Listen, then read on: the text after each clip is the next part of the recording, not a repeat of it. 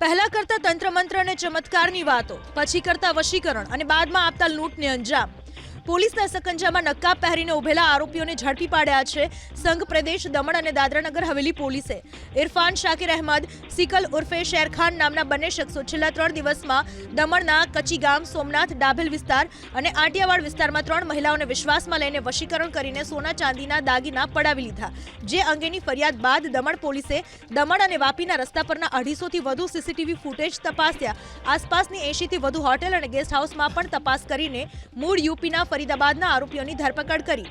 પોલીસની પૂછપરછમાં આરોપીએ અત્યાર સુધીમાં અલગ અલગ રાજ્યમાં 200 ગુનાઓને અંજામ આપવાનો સ્વીકાર કર્યો, જેમાં તેની મદદ કરતો હતો દમણનો રાધેકુમાર યાદવ નામનો રિક્ષા ચાલક. હાલ તો પોલીસે ત્રણેયની ધરપકડ કરી વધુ તપાસ હાથ ધરી છે. પહેલા કરતા તંત્ર મંત્ર અને ચમત્કારની વાતો, પછી કરતા વશીકરણ અને બાદમાં આપતા લૂંટને અંજામ. પોલીસના સકંજામાં નક્કાબ પહેરીને ઉભેલા આરોપીઓને ઝડપી પાડ્યા છે સંઘ પ્રદેશ દમણ અને દાદરાનગર હવેલી પોલીસે.